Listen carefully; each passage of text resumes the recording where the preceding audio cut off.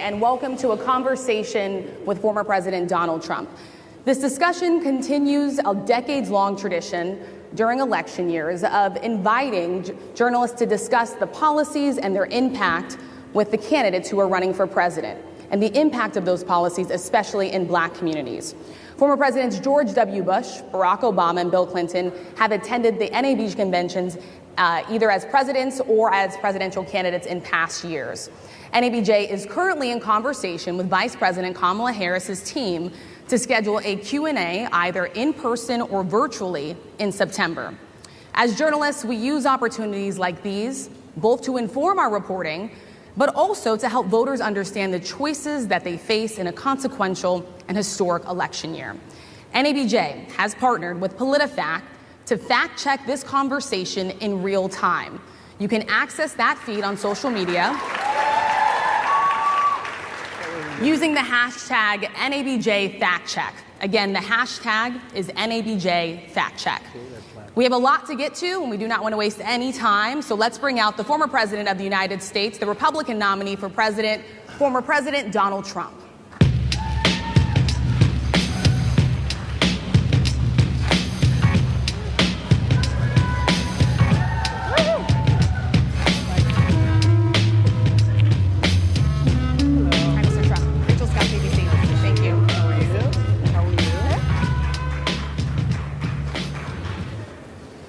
Mr. President, we so appreciate you giving us an hour of your time. I want to start by addressing the elephant in the room, sir. A lot of people did not think it was appropriate for you to be here today. You have pushed false claims about some of your rivals, from Nikki Haley to former President Barack Obama, saying that they were not born in the United States, which is not true. You have told 4 congresswomen of color who were American citizens to go back to where they came from. You have used words like animal and rabid to describe Black district attorneys. You've attacked Black journalists, calling them a loser, saying the questions that they ask are, quote, stupid and racist. You've had dinner with a white supremacist at your Mar-a-Lago resort. So my question, sir, now that you are asking Black supporters to vote for you, why should Black voters trust you after you have used language like that? Well, first of all, I don't think I've ever been asked a question in such a horrible manner, a first question. You don't even say, hello, how are you? Are you with ABC? Because I think they're a fake news network, a terrible network. And I think it's disgraceful that I came here in good spirit. I love the Black population of this country. I've done so much for the Black population of this country. Including employment, including opportunity zones with Senator Tim Scott of South Carolina, which is one of the greatest programs ever for Black workers and Black entrepreneurs. I've done so much, and and I say this, historically Black colleges and universities were out of money, they were stone cold broke, and I saved them, and I gave them long-term financing, and nobody else was doing it. I think it's a very rude introduction. I don't know exactly why you would do something like that. And let me go a step further. I was invited here, and I was told my opponent, whether it was Biden or Kamala, I was told my opponent was going to be here. It turned out my opponent isn't here. You invited me under false pretense. And then you said, you can't do it with Zoom. Well, where's Zoom? She's going to do it with Zoom, and she's not coming. And then you were half an hour late, just so we understand. I have too much respect for you to be late. They couldn't get their equipment working or something was wrong. Mr. President, I would love if you can answer the question on your rhetoric and why you believe that Black voters should trust you with another 4 years. I have been the best president for the Black population since Abraham Lincoln. That's my answer. Better than President Johnson, who signed the Voting Rights Act? And for you to start off a question and answer period, especially when you're 35 minutes late because you couldn't get your equipment to work, in such a hostile manner, I think it's a disgrace. Let me just ask a follow-up, sir, and then we'll move on to other questions here. Some of your own supporters, including Republicans on Capitol Hill, have labeled Vice President Kamala Harris, who is the first Black and Asian American woman to serve as vice president and be on a major party ticket, as a DEI hire. Is that acceptable language to you? And will you tell those Republicans and those supporters to stop it? How do you define DEI? Go ahead. How do you define it? Diversity, equity, inclusion. Okay, yeah, go ahead. Is that what your definition? That is Give me a literally definition the words then. Would you give me a definition DEI. of that? Give me a definition of Sir, that. I'm asking you a question, No, a you very have to direct define question. it.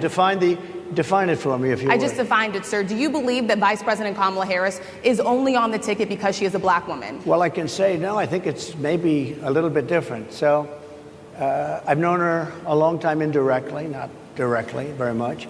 And she was always of Indian heritage, and she was only promoting Indian heritage. I didn't know she was black until a number of years ago when she happened to turn black, and now she wants to be known as black.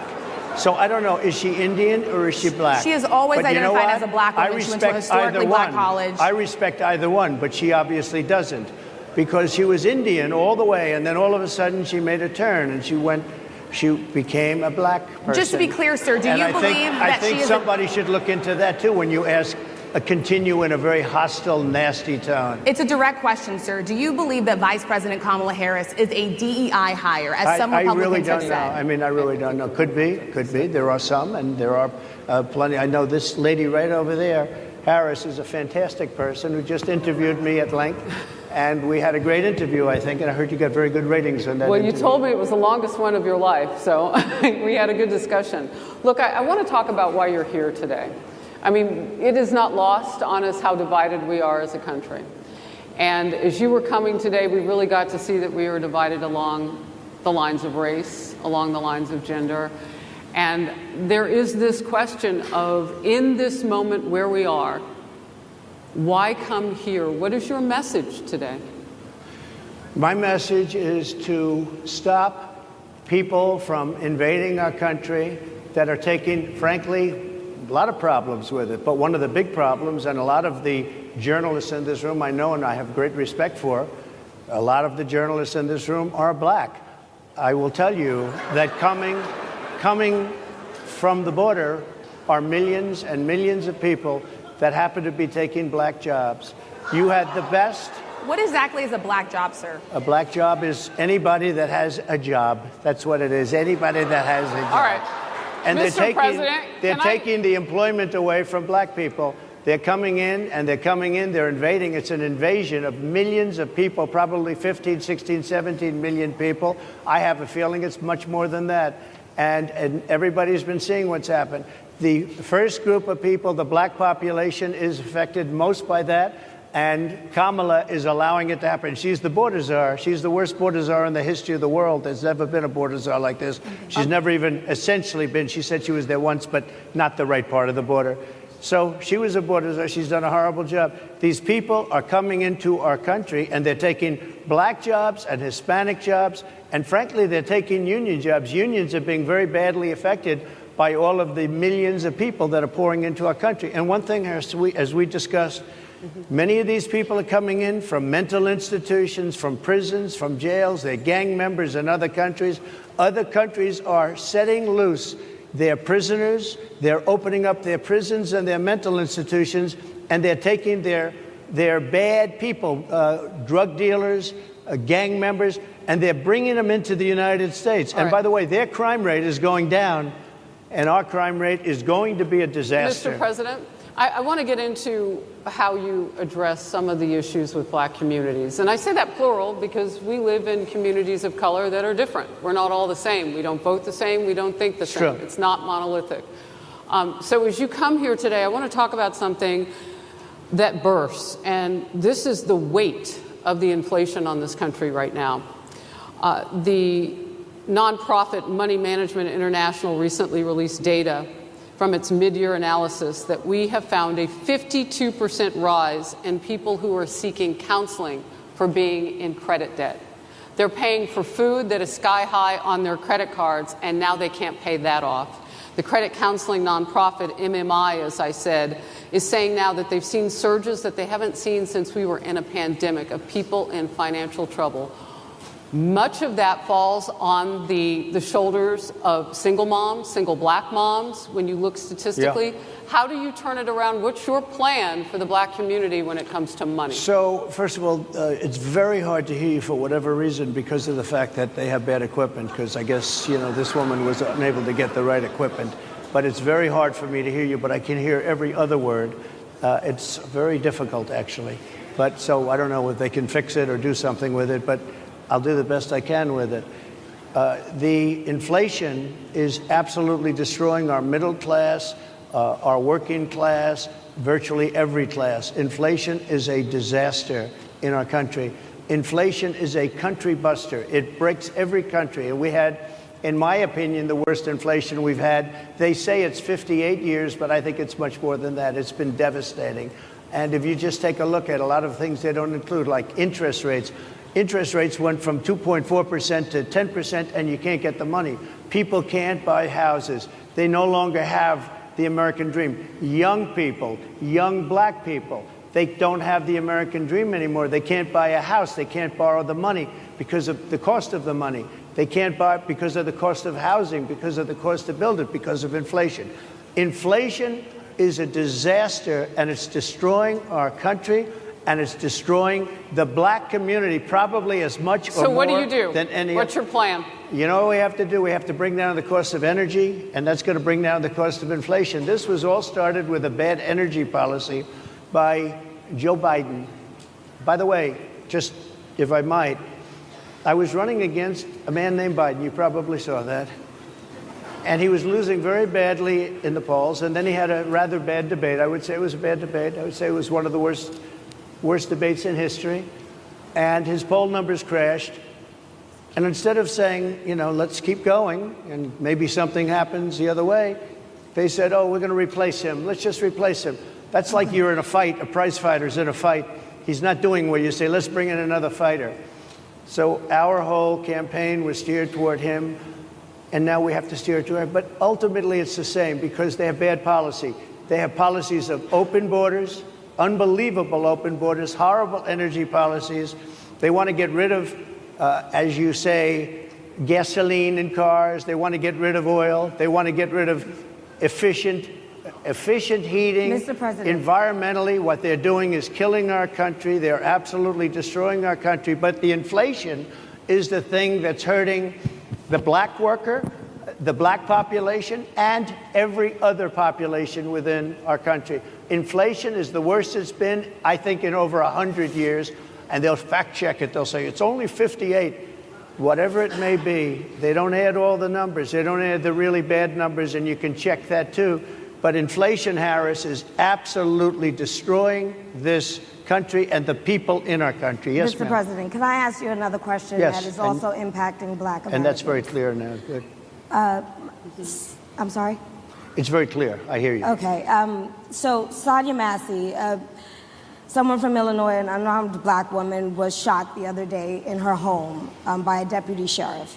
The deputy has since been charged with murder. You've said police would get immunity from prosecution if you win. Why should someone like that officer have immunity, in your opinion? Immunity? Immunity. I don't know the exact case, but I saw something, and it didn't look good to me. It didn't look good to me. Are you talking with the water, right? Yeah, well, police unions are not backing this person either. Okay. But again, why would... They're going to be charging the officer. I guess they're charging the officer. So why should he receive immunity? Well, he might not. I mean, it depends. It depends on what happens. I'm talking about people that are much different cases than that. We need people to protect ourselves. And by the way, in Chicago, as an example, a few weeks ago, July 4th weekend, they had 117 shootings and 17 deaths. Nobody wants that. Nobody wants that. We need to have our police officers have the respect and dignity back. In this particular case, I saw something that didn't look good to me. I didn't like it. I didn't like it at all. So can you get a little more specific back to the immunity question? Who would make those Well, right now, for the most part, people are protected by their unions, by their police unions, or by their police departments. But I'm saying if I felt, or if a group of people would feel that somebody was being unfairly prosecuted because the person did a good job maybe with crime, or made a mistake, an innocent mistake. There's a big difference between being a bad person and making an innocent mistake. But if somebody made an innocent mistake, I would want to help that person. What would those exceptions be? What would determine You an go innocent after mistake? somebody, and it's a very close call, and it's very dangerous. And they have the policeman's life and woman is a very difficult thing, because sometimes you have less than a second to make a life and death decision, and sometimes very bad decisions are made. They're not made from an evil standpoint, but they're made from the standpoint of they made a mistake. So I want to follow up really quickly. I find it interesting because you do talk about reining in prosecutors, especially when it comes to prosecutors that are prosecuting you. Why doesn't that skepticism apply to law enforcement? Well, I've been prosecuted because I'm a political opponent of two people that have weaponized our justice system. I've been prosecuted. I just won the big case in Florida. Everyone said that was the biggest case. That was the most difficult case. And I just won it. Now, Biden has a similar case, except much worse. I was protected under the Presidential Records Act. Biden wasn't, because he wasn't president at the time. And he had 50 years worth of documents. And they ruled that he was incompetent, and therefore he shouldn't stand trial. And I said, isn't that something? He's incompetent and he can't stand trial, and yet he can be president. Isn't that nice? Mr. President, but they released him on the basis that he was incompetent. They said he had no memory, and he was a nice old guy, but he had no memory, and therefore we're not going to prosecute him. I won the case, and it got very little publicity. I didn't notice ABC doing any publicity on it, George. We covered you George extensively, sir. I'd Slappadopoulos. love to move over on to different I didn't topics notice you now. do any publicity on it at all. I won the case, the biggest case. This is an attack on a political opponent. I have another one where I have a hostile judge. We have you for a limited time, sir. I'd love to move on to different No, topics. excuse if you. we You're the can. one that held me up at 35 minutes, just so you understand. If we can move on now to the state of the race, sir, I want to get back to the campaign. Senator J.D. Vance is your running mate. He's had a lot of controversy lately, and I want to read you a few things that he has said in the past. He said the Democrats running the country are a bunch of childless cat ladies who are miserable at their own lives and the choices they've made, and so they want to make the rest of the country miserable too. He's not talking here about how great it is to be a parent. He's attacking what he says are the choices people are making to not have children. Did you know that he had these views about people who do not have children before you picked him to be your running mate? And do you agree with him? No, I know this. He is very family-oriented, and he thinks family is a great thing. That doesn't mean he thinks that if you don't have a family, it's not. I know people with families. I know people with great families. I know people with very troubled families. And I also know people with no families. They didn't meet the right person. Things happen. You go through life, you don't meet the right person. But he's not just talking about families here. He also says that people that don't have children should get less votes than those that do. I'm just speaking for myself. Is that your and I campaign think position? I'm speaking for him, too. He strongly believes in family. But I know people with great families. I know people with not great families that don't have a family. And the people without the family are far better. They're superior in many cases, okay? He's not saying they're not. What he's saying is that he thinks the family experience is a very important thing. It's a very good thing. But that doesn't mean that if you grow up and you grow older and you don't meet somebody that would be wonderful to meet and would have been good, that that's a bad thing. He's not saying that. My interpretation, you'll have to ask him, actually, but my interpretation is he's strongly family-oriented, but that doesn't mean if you don't have a family, there's something wrong with it. Just Mr. one last President? point, and then we'll move on. Just one of the bedrock principles of American life is one person, one vote. Senator J.D. Vance has suggested that someone who has children should have more votes than a person who does not have children. I just want to be clear here. Is that the position of your campaign? Well, no, but it's not something I have ever heard before. I can tell you this. Right now you have illegal aliens coming into our country, many from prisons and many from mental institutions, and they want to give them votes. I don't think they should have votes. They came into our country illegally, People and who they're are only taking the American vote away citizens from are all allowed of the to vote, people in sir. this room that have been here a long time, that have worked hard, that in many cases, and you'll see this happening, if I'm not elected, you're going to see it happening. If I am, you're not going to have any problem. But you're going to see it happening a long time. You're going to see the people in this room and people outside of this room are going to be losing their jobs to people that have come into this country illegally. Mr. President, can we stay with just kind of the state of the race right now? Because I felt like that vice president question, candidate question was right in there with that. So let's talk about J.D. Vance for a little bit. He's had some stumbles out of the gate. I don't know if you're hearing what we hear as reporters, but it's been a tough couple of weeks for him. Why did you choose J.D. Vance? Why did you choose him? And I'm having a hard time hearing, too. I know everybody out there can, but it's hard I'll tell to you hear. why. I chose him because he's a very strong believer in work and the working man and woman, and especially the working man and woman who have been treated very unfairly, because you have many of them in this room. But you have many of those people, they were treated very unfairly. They worked very hard and they were treated unfairly. He wrote the book that became a bestseller. The movie became a smash hit. He's a very smart guy without the benefit of having a family that has contacts, like a father that was well connected.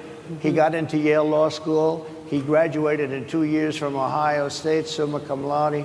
I mean, you take a look at, his career has been an amazing career. He started off at a level with a difficult family situation, very difficult with the mother and the father and everything else.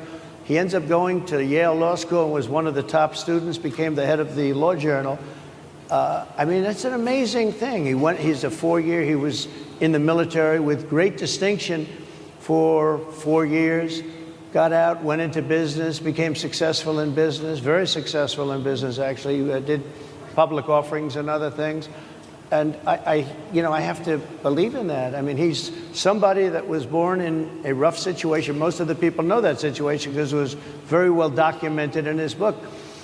And I have a lot of respect for somebody that can get into Yale and become one of the best students in Yale, that meets a young woman at Yale who was also outstanding, and they get married, they have a beautiful family. But he had he's made himself an amazing life. He then goes to Ohio, lives in Ohio, and he had my endorsement. That helped. But he wins the Senate. He becomes a United States Senator. So he's a United States Senator. So Harris, like I respect you for your success, I respect people for their success. The reason I asked the question is because the last time you and I sat and talked was the day that you were shot. We'd been together for much of that day. You left to go to Butler, Pennsylvania, and we didn't know what was next. Yeah. And 2 days after that... I cannot understand. Your microphone I know, is so it is really hard for me to understand it's just, you, too. I can understand you perfectly. Because she's closer. I can understand you. I'm happy to hear that, sir. But I can't Really understand, Harris, I have a few more questions. because of the distance, and the mics are really in lousy shape, but I cannot understand Are you asking a question? what you're saying. So what I wanted to say was the last time we spoke, you said some words that were prophetic because I asked you who you wanted to choose for vice president. Yeah. And you said normally it really wouldn't matter what they would bring. You choose somebody that you think has a future, that sort of thing. But you said these words 3.5 hours before an attempted assassination on your life. You told me that bad things happen, Harris. And that's why this decision is important this time. Bad things happen. You said it twice. When you look at J.D. Vance, is he ready on day one?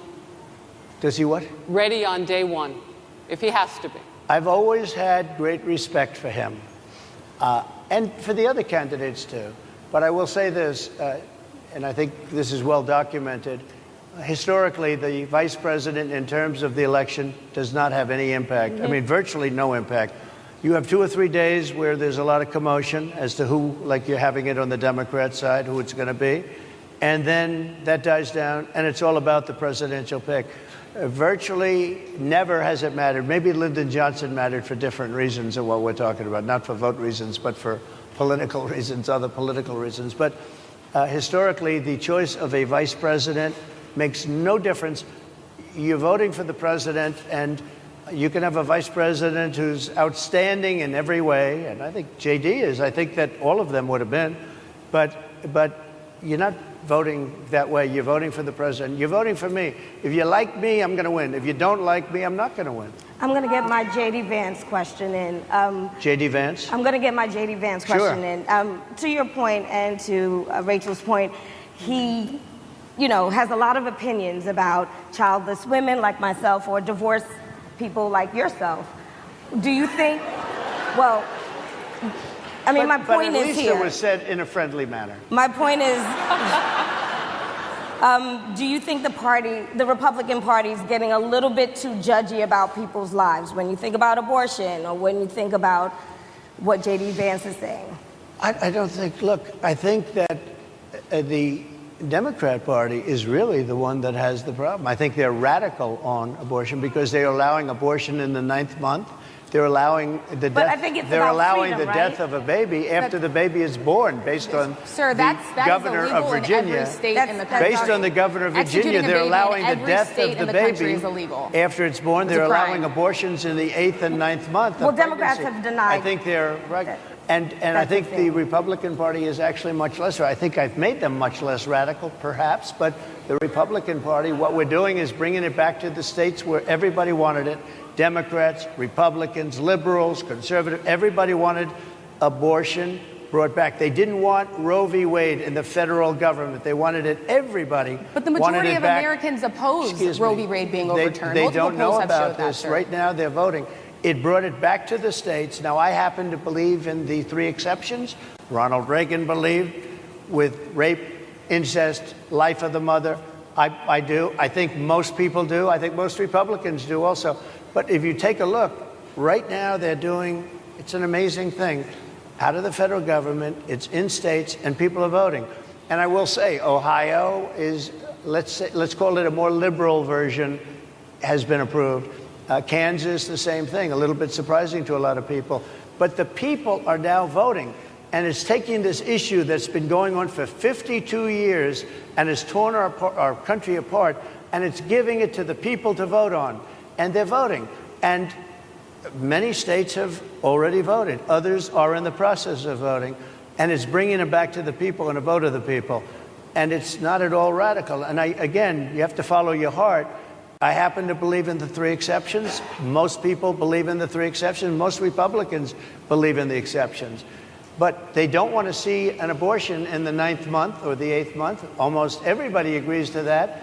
And they certainly don't want to see, in the case of the governor of Virginia, the former governor, I might add, who said, we set the baby aside and then we decide what to do. Meaning, what do? We execute the baby.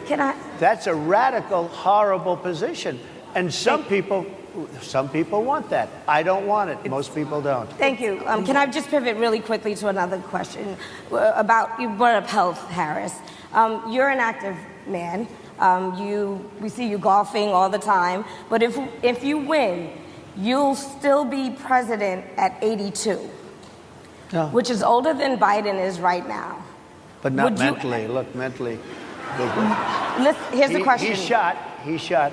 But most people. Would you consider? Most people, I know many people in their Yeah. 80s and their 90s that are in great shape. Some of our greatest leaders. You look at throughout the world history, the greatest leaders, some of the greatest leaders in the world were in their 80s. But here's the question. Would you consider stepping down if you felt that your health was declining? Or would you? Oh, absolutely. And who would I make, think I'd know. How would you make that decision? I think I'd know. Look, if I came onto a stage like this and I got treated so rudely as this woman treated Oh my me, goodness. and I'm fine with it because she was very rude, sir. Very rude. That was a nasty, that wasn't a question. She Sir, didn't you ask can me a answer the question. question. She gave a statement. That wasn't a question. I repeated You your can answer the statement, sir, question. actually. You said you would. You would Oh, make that absolutely. decision If to I step thought down. that I was failing in some way, I want people to be sharp. I'll go a step further.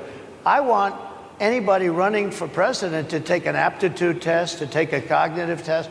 I think it's a great idea. And I took 2 of them and I aced them. Well, can got I them. just- I took 2 of them. But let me ask. Yeah. I would like to have people running for president, and I don't mean because they're 75 or 85. I think anybody running, I'd like to do it. People say it's not constitutional. I would like to have something passed where you can do it. I think we should know. I mean, I've watched what's happened in the last couple of years under this gentleman, and our country is a mess. We have inflation. We have the millions of people falling in. We have Afghanistan, which was the worst, most embarrassing moment in the history of our country. What he has done to our country, and her too, What they've done to our country, she has been a horrible vice president. She's considered the worst vice president in the history of our country. Don't mean to President- interrupt you, but would you consider taking the cognitive test Mr. President, I would love to and do make it. it public? Well, I've already taken 2 of them, but I'll do it again. Mr. I President, suggested, how do you intend to... I suggested, Harris, that let's take one. I said, Joe and I will go and take a cognitive test. Now, I'd do it with her, too. I would do it with her also. You know what? She failed her law exam. She didn't pass her law exam, so maybe she wouldn't pass the cognitive test. Mr. Are President, you saying she wouldn't pass? Just to be clear, I'm just giving you the facts. to be clear, you don't think I'm Harris just would how do giving you the intend, facts. and She didn't look, pass her bar exam, and she didn't think she would pass it, and she didn't think she was going to ever pass it. And I don't know what happened. Maybe she passed it. She did pass it. There's a She man did- over she here. did I in fact think pass he it. must work for Mr. her. President, I would love to ask you about January 6th. You've called yourself the candidate of law and order. Yeah. When Time Magazine asked you if you would consider pardoning all the rioters, you said, yes, absolutely. Sure. You called them patriots. 140 police officers were assaulted that day. Their injuries included broken bones, at least one officer lost an eye, one had 2 cracked ribs, 2 smashed spinal discs, another had a stroke. Were the people who assaulted those 140 officers, including those I just mentioned, patriots who deserve pardons? Well, let me bring it back to modern day. Like about 5 days ago, we had an attack on the Capitol, a horrible attack on the Capitol. You saw the people that were protesting and spraying these incredible monuments, bells, lions, all these magnificent limestone and granite with red paint, red spray paint that will never actually come off, especially on the limestone. It will never, I'm a builder, I know about this stuff. It'll never, you'll see it in 100 years from now. They viciously attacked our government. They fought with police. They fought with them much more openly than I saw on January 6th.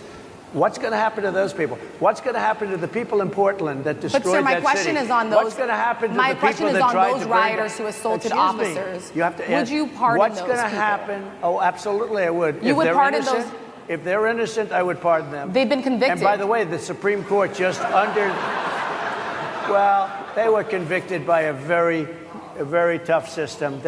How come the people that tried to burn down Minneapolis, how come the people that took over a large percentage of Seattle, how come nothing happened to them? How come the But people sir, we're that, talking about how people come that the were people- seen no, beating We're officers talking with about federal flagpoles, buildings. dragging them down the stairs. They're on video. Have you seen that Really? video, Oh, sir? really? Well, they you would shot- pardon those. You would pardon those rioters? They shot a young lady in the face who was protesting. They shot her in the face. You know, nobody died that day. You do know that. But people died in Seattle.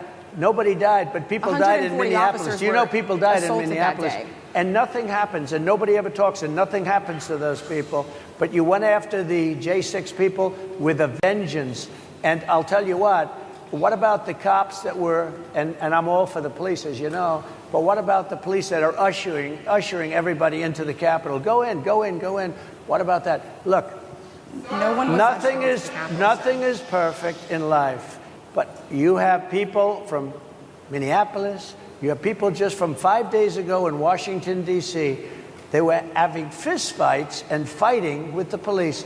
They were spraying and destroying. They were desecrating our monuments in Washington, D.C. 5 days ago, and nothing happened to them. And you can't have 2 systems of justice. That's why they went after me as a political opponent, because they felt they couldn't win without doing that. And we're going to win our cases, and we're going to be vindicated. But I have to spend a lot of time on that and money. That's what they want. After the election, they won't care. Although in my case, I think they probably will, because the hatred is pretty deep. But I'll tell you, they went after me as a political opponent.